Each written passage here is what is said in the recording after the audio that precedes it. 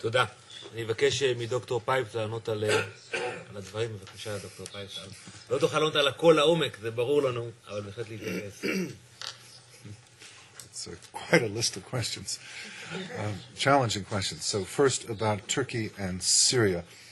The Turkish government is very keen. Well, the background is that Turkish government was historically not interested in the Middle East and did not have good relations. Indeed, almost went to war with the Syrian government in 1998. And then, as a result of Recep Tayyip Erdogan and the AKP's election in 2002, very much improved relations, to the point that Erdogan and Bashar al-Assad were taking vacations together. That doesn't happen often. So everything was very, very nice. You didn't need a visa to cross. Trade was increasing. And then came the changes of last year. And the Turks quickly changed sides and joined and supported the opposition, clearly with the hope of controlling the opposition and, as the questioner put it, maintaining a protectorate over Syria. The ideal outcome from the Syrian point of view, the Turkish point of view, is that Syria have a government, a Islamist government, along the lines of that in Turkey today. And they're doing well. They're paying a lot of attention, and they're getting their people in positions of power, and they could well succeed in this. Concerning the American response to the upheavals of the past year and changes in them, I would define the American response as amateurish, inconsistent, and short-sighted. The Obama administration is not terribly interested in foreign affairs. It is interested in changing the nature between state and society within the United States. Foreign affairs is something you have to do, but you're not really interested in it. And I would say that there was a lot of continuity with the Bush policies. There's a lot of spontaneous policy making, and it's very hard to find what the core idea here is. And there have been changes, yes, all the time there are changes. It's really inept. My policy suggestions vis-a-vis the Middle East, other than Israel, would be 3 points. One, always oppose the Islamists. I mean, you can have a tactical agreement for something, but always oppose them in principle, always, whether they're throwing bombs or whether they're running for elections, always oppose them. And secondly, always support our friends, the Tahrir Square crowd, the liberal, secular, modern elements who want to live roughly as we do.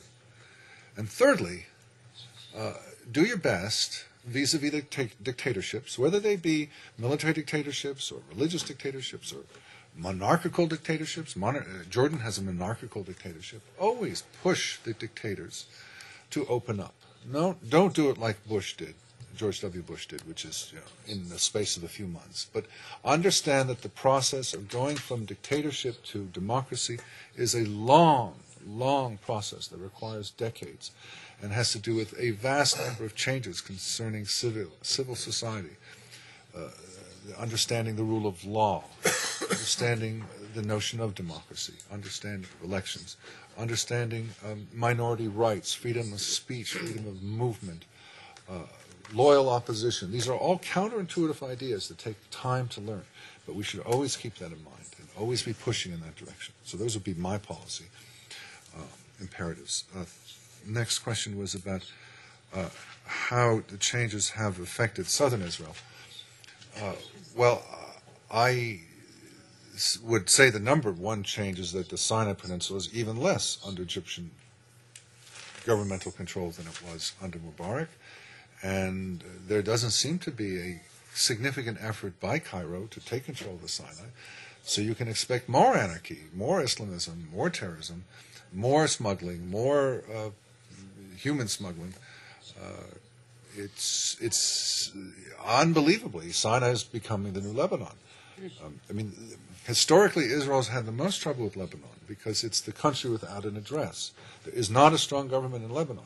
There has been historically one in Egypt, one in Jordan, one in Syria, and whatever the problems might be with those governments, you knew who your interlocutor was. You could put pressure on them. For example, that's how Ariel Sharon made his name in the 1950s, was engaging in operations which would make it clear to the governments around Israel that these are not acceptable practices engaging in terrorism. But Lebanon has historically not had a strong government, and Israel's had always great difficulty in coping with this. And now it appears that there's anarchy to the south. And as I say, it's stunning. It's hard to believe that the powerful Egyptian state is allowing Sinai to leave its control. And I think that has significant and deleterious negative effects on Israel. Concerning the Israel-Iran relationship and proxies, well, the big news here, of course, is that Hamas has lately pulled away from the Iranian-Syrian Muqawama resistance camp, and Islamic Jihad is bearing the weight of being its representative in Gaza. Hezbollah has not moved away, but could sometime in the future. It's undergoing difficulties. So the proxies of Iran, or the proxy of Iran really today is Hezbollah, with Islamic Jihad as a minor affiliate, and the question is, what kind of damage can they do? How likely are they to respond? I mean, it's an open question. Were there to be an exchange between Israel and Iran, Hezbollah would start sending missiles. It's not fully clear. Clearly, they could make trouble. I'm not sure that they will. Is the U.S. prepared for the Iraqi and Afghan losses? No, distinctly not. It's a very painful undertaking, a very painful response to the pained response. It's a surprise response that things are not going well. The Kurds, how to help them gain autonomy? Well, I don't think that's really something that we on the outside should have much to do with. The Kurds are certainly doing well in northern Iraq in the Kurdish regional government. There is new dissatisfaction in Turkey. The Kurds are pulling away from the Erdogan AKP government. In Syria, there is a first attempt to enfranchise the Kurds, who have historically not had citizenship. In Iran, by the way, four important countries where the Kurds are, there's no real change, suppressed.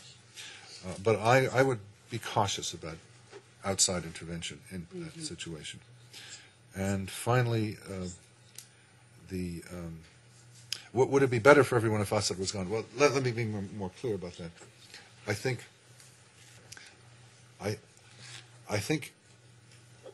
there are advantages to having a strong state.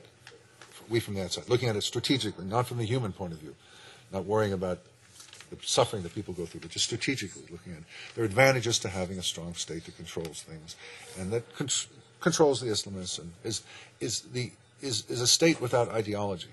I mean, the Syrian state is a carcass of a ideological state. It once was in the heyday of the Ba'ath Party in the 60s and 70s. Today it is not. It's just a group of people wanting to keep control. So from the outside point of view, that's not so bad. It could be worse. And indeed, were there to be a split, and were there to be civil war, and were there to be human and strategic problems that follow from it, it could be seen as better. But I am saying, because I assume that any successor government to the Assad regime will break the alliance with Iran, that in itself is worth all the other trouble. So that's why I'm saying a strategically advantaged. But because from the human and regional point of view, there are so many problems, my policy prescription for the U.S. government, I'm an American, for the U.S. government is to stay out. I don't want us to do anything. I don't want to help the opposition. I certainly don't want to help the regime. Just sometimes, you don't have to dance at every party. You don't have to dance. You can sometimes not play a direct role. Okay. Thank you very much, Dr. Pipes.